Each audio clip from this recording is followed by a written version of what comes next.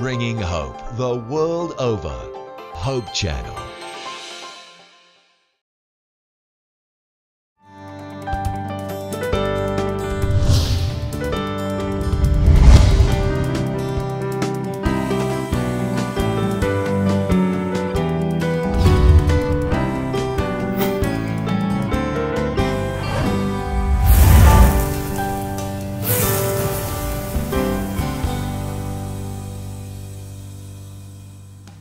Hi, mommies out there.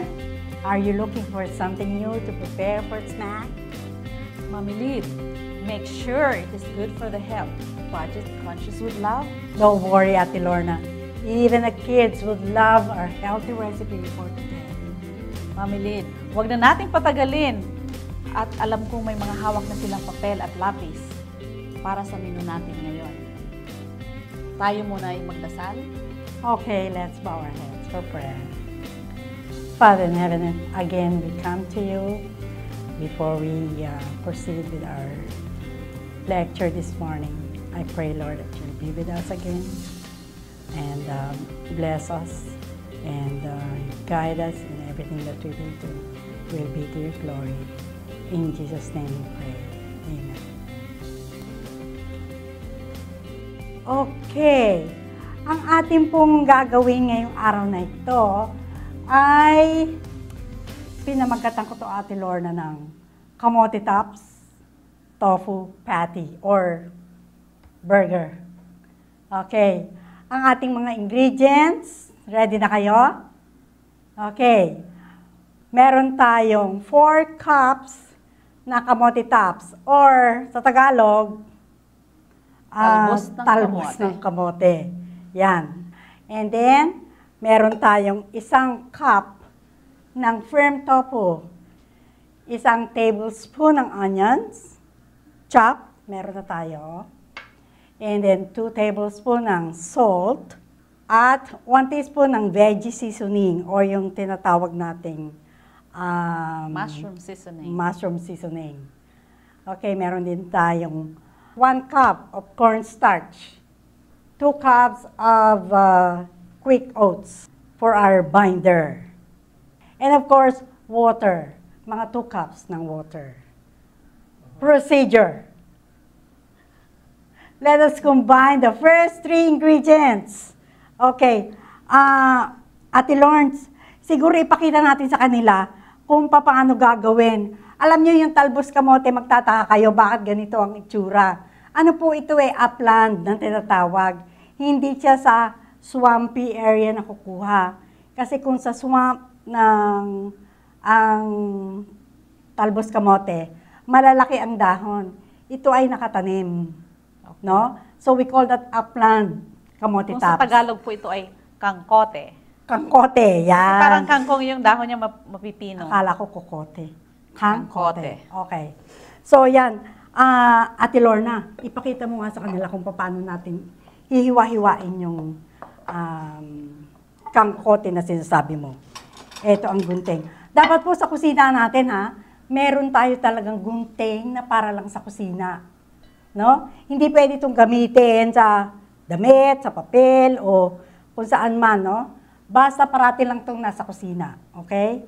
Very helpful ang gunting sa kusina. Ako nang gagawa nito. O, sige. Okay. Ako naman, habang ginagawa mo yan, tabi ka muna dito, ha? Imamash po natin itong ating tokwa. Ang ating tokwa na firm. Naku, firm nga siya. Ayaw siyang ayaw siyang bumagsak. Okay. Naubos na yata yung tubig niyan. Kaya talagang firm siya. Okay. Reason why we use firm, para meron ka ring mangunguya-nguya pagka ginawa na natin siyang patty. Mami Liz, pwede ba itong talbos ng kamote i-chop-chop na lang? Ay, pwede para rin. Mas mabilis. Alam mo, ako, sinachop ko yan pagka sa bahay, no? Pero kasi, alam mo, Ate Lorne, hindi naman lahat may chopper eh. Oo. So, para ipakita natin sa kanila kung anong way, at kung kayo rin lang naman ang kakain, i-slice. pwede nyo na rin siyang Himayin. gutay-gutayin. Diba? Yan. Hugas lang kayo ng kamay, ha? Alam mo ba yung Bago niya, talbos ng gutay-gutay kamote? Mm. Para rin itong kapareho ng kangkong. No? Yan. Anti-anemic. Kaya nga, yung matatanda sabi nila, huwag ka daw kumain ng ng kamote. Kasi, tataas daw ang blood pressure mo, mali po yun. Magpapapula ng magpapapula ng dugo, hindi yung blood pressure. Yun po ang misconception. Oo, kasi pag sinabi, ay, bambaba ang Kaya dugo mo, ano ba yan? ito. Prison ba Mataas yan? ang iron content, mataas ang calcium, may vitamin A, may vitamin B, Ate Lorna, habang may vitamin C. nagugupit ka, magme-measure na ako, ha? May-measure ka na. Napaka-healthy ng kamote. Okay. At napakamura. Pwede lang itanim sa tabi-tabi, pwede niyo itanim sa mga vegetable pot. Ganun? Oh, Tataba rin siya kahit wala sa lupa. lalagyan mo mataba na lupa. Okay. Pwede mo nang hindi bilihin. Okay, meron tayong 4 cups ng kamote tops. I-ano natin? I-siksikin ng konti. Sige, Mami Lawrence, kukulangin ako eh. 1 cup. Okay. Parati na namang meron tayong tofu. Nung nakaraan may tofu din tayo, ano? Healthy din po itong patty na to. Actually, yung tofu po, yan ay replacement natin kung maglalagay, yung iba naglalagay sila ng ground meat.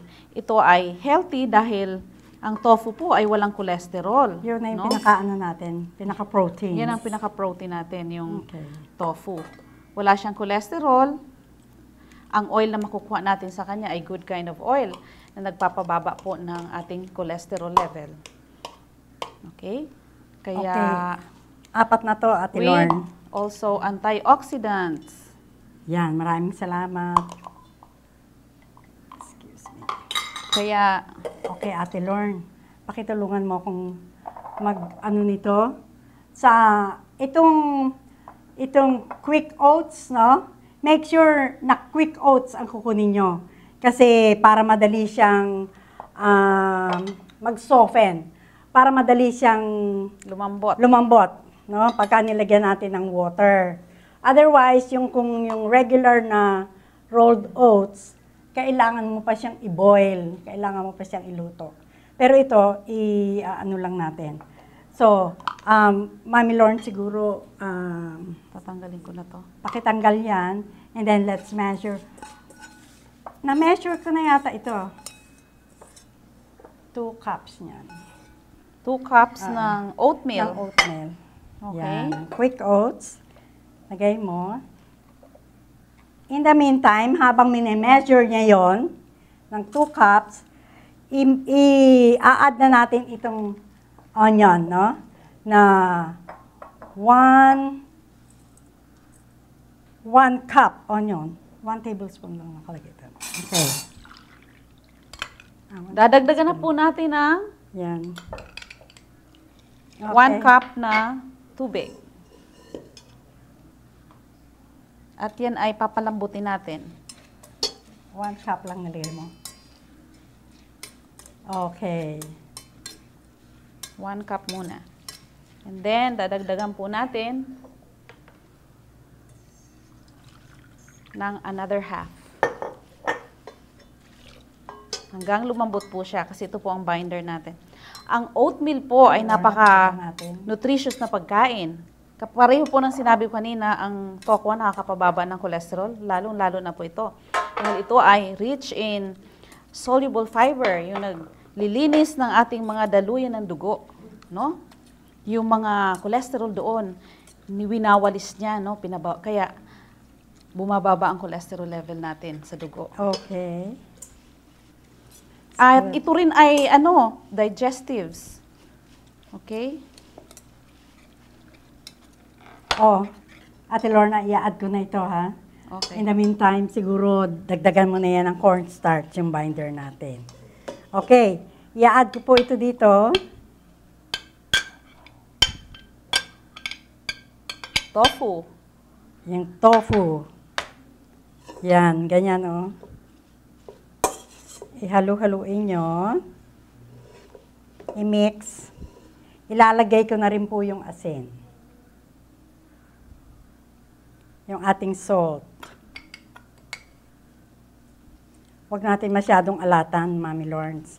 Kasi baka tayo ay tumaas ang porsyon. Yan. Okay, ako naman po, idadagdag ko na ang 1 cup of cornstarch. Lalagay na natin to.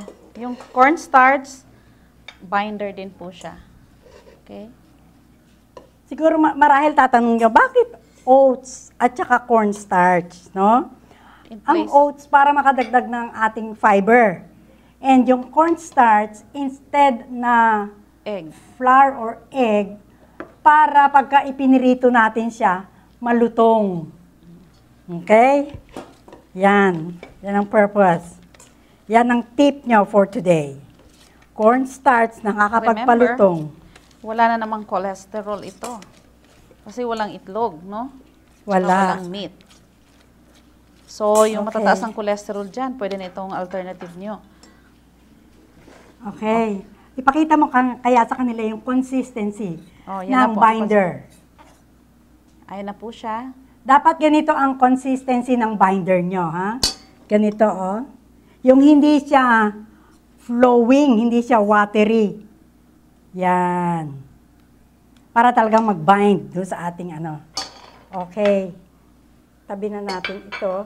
Ito pala yung ano, diyan ko na lang kaya ilagay yung flavoring niya. Okay. Yan. Ito yung ating mushroom flavoring. Yan. Bakit po mushroom flavoring? Hindi tayo gumagamit ng MSG eh. Ah, okay. Ate Lorna. Kasi Okay. MSG, monosodium Oo. glutamate. So, ito ang replacement natin. Yan, ang ating alternative. Okay. So, ilagay na natin yan dito, Mami Lawrence. Yan. Okay.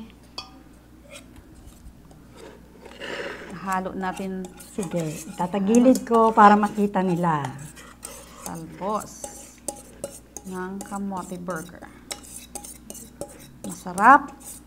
Hindi pa ninyo natitikman. Mamaya-maya. Nako, sasabihin Try siguro niyo po nila, sa inyong mga tahanan. talbos kamote Dahil burger. ito'y napaka-healthy lutuin. Ito'y pwedeng palaman sa tinapay. Pwedeng ulam. ulam. Yes. Pwedeng ulam yan.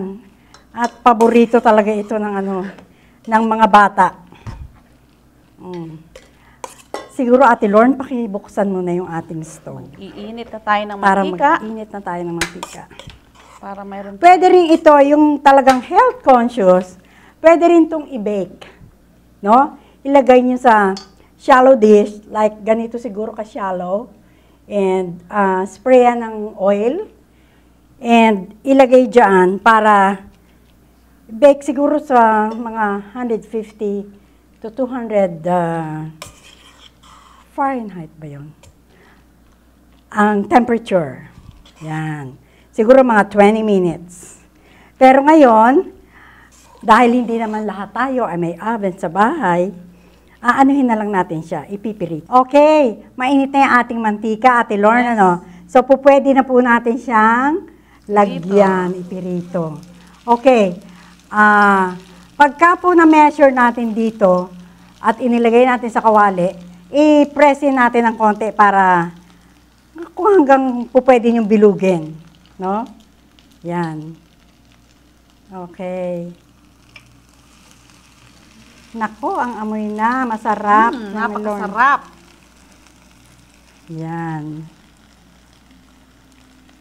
Pwede rin ba yan gawin sa ibang talbos, ano? Pwede. Pwede rin yan sa malunggay. Pwede rin sa Pwede talbos i-try. kamote.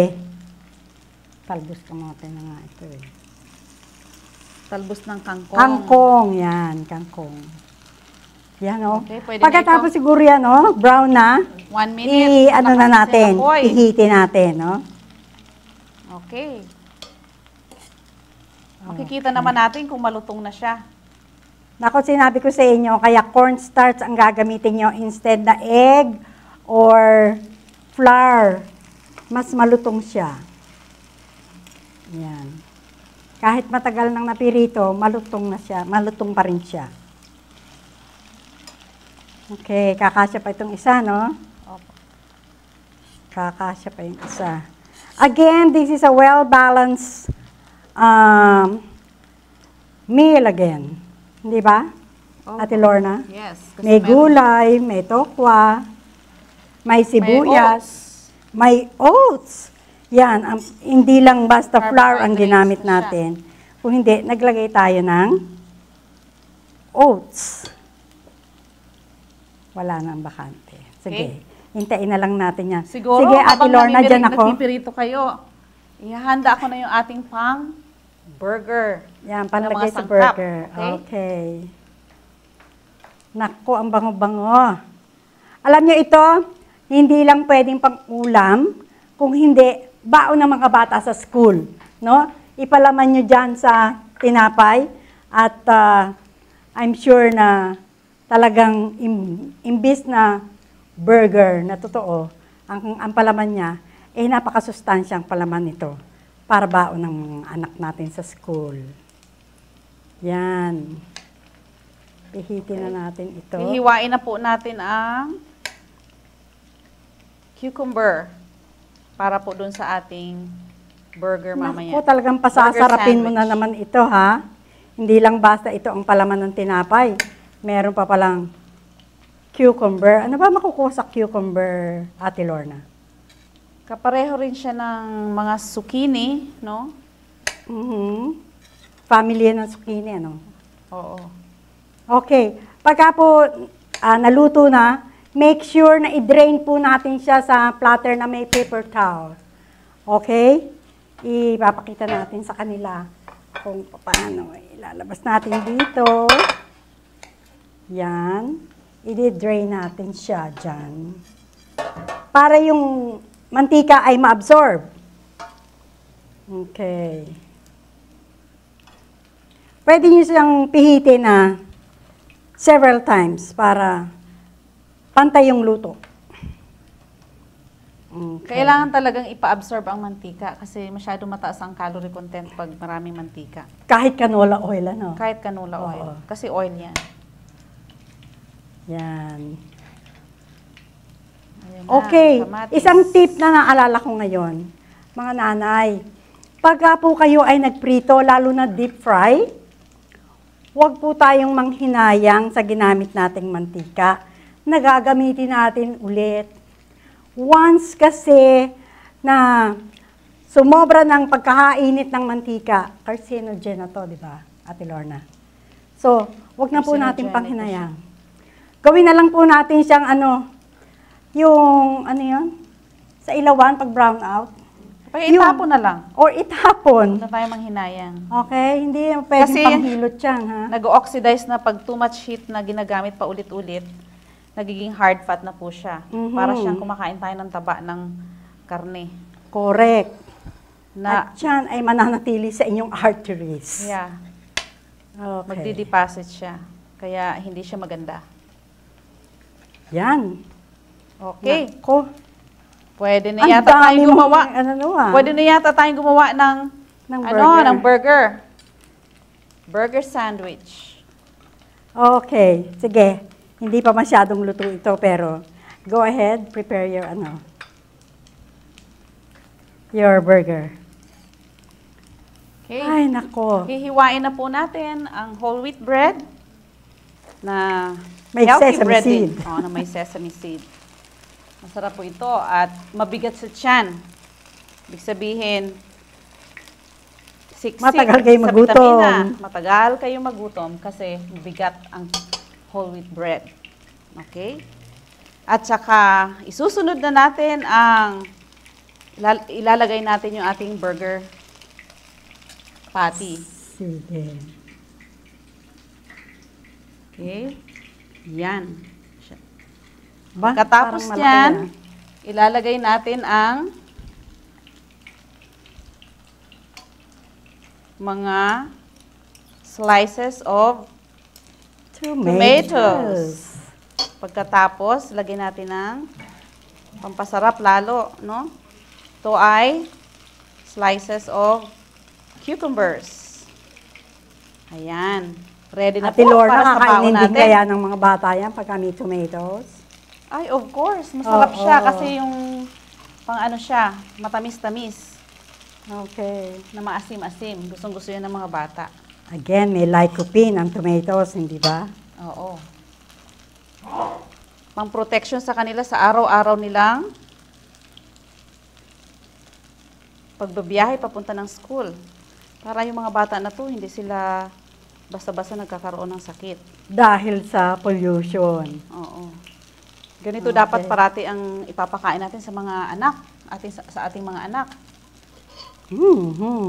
Sige para, wala, maggawa pa tayo. Baka may dumating tayong bisita mamaya. Yan. Okay. At pwede rin itong ulam, di ba, Mami Lids? Oo, pwede rin niyang ulam, no? Kaya nga tayo dito merong may ketchup, ketchup. tayo. Oo, na para sa usawan yan. Or pwede rin yung lagyan ng ketchup, yung iyong burger. Okay, isa pa palang tip na gusto kong sabihin sa inyo, dahil may natira tayo, hindi ibig sabihin lahat ng hinalo natin ay kailangan iluto the same day. Pwede nating ilagay ito sa container na sealed at i-refrigerate.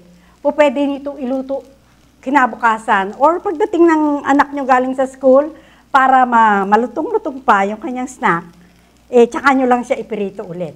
Pero we will not use the same oil na ginamit natin nung umaga. Again, di ba sabi ko, huwag nating panghinayangan yung mantika na gagamitin natin, no?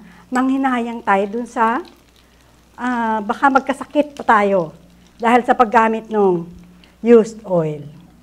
Okay. Nakaka-cancer din yun. Oo nga. Oo. Kaya huwag ka Kasi tayong pag- manghinayang. Pag nasusunog yung mantika, Kagaya nito, nasusunog na yata ang mantika ko. So, yan. Pinatay ko na ang ating mantika. Yan, hindi na yan pwedeng gamitin, ha? Kahit meron pa tayong natira, hindi natin ito pwedeng pagpirituhan ulit. Nitong natira nating yung iba pa naman sinasangagan nila yun Mixture. ng kanin na bahaw. ganon, Kasi inuulam nanghihinayang. nila ang used oil. Oo. Naku, wag po. No? Okay. Ito ngayon, itatago natin ito sa refrigerator. Pwede hanggang third day. No? Basta malamig ang refrigerator. Or better yet, ilagay natin sa chiller. Okay. So, Mami Lorne, marami ka nang nagawa. Parang Opo, marami ready kang na para sa bisitang bisita dadating. natin. Okay. Kung sino man Kung yan. gutom yung mga tao, no, na darating. Okay, Mami Lid, Ah. mag-recap na tayo at basahin na natin ang mga ingredients para sa ating mga nahuling mga kaibigan na nanonood sa atin. Okay. So, for our ingredients, again, we have 4 cups of kamote tops, na hinugasan, dinrain, at saka either chinyap or ginunting, no? Pinakita natin yan kanina. Tapos, 1 cup ng firm tofu na minash natin, no? And we have 1 cup of onions na chinap din natin. Tapos, 2 teaspoon ng salt. And 1 teaspoon of the mushroom seasoning. Yan. Tapos, nilagyan siya rin natin ng 2 cups of quick oats. And 2 cups of cornstarch. And of course, nilagyan natin ng ilang cups One of and a water? half cups One of and a half water. cups of water. Na yun ang ating ginawang binder para sa ating kamote tops at saka yung tofu na iminix natin kanina. Okay. Yun, i-combine natin yung first 3 ingredients na na-mention ko. And then, the rest of the ingredients, you mix it in a separate bowl. And then, pagsamahin natin siya at i-mix well and then we can start frying. Yan. Okay. Oh, Mami Lid. teka, gusto ko na siyang tikman. Ikaw, yan sa'yo. Nako, panay ang tikim natin dito Ang laki naman yata ng ginawa mong are. Ganito ba kalaki ang nganga ko? Okay. Ready ka? Masarap. Siyempre, Ready na ikaw ako. muna. Ikaw ang nagluto eh. Okay. Ako susunod sa'yo. Tingin. Sarap. Uy, malutong. Narinig mo yun? Crispy, oo. Crispy dahil saan? Ako rin nga. Dahil sa cucumbers.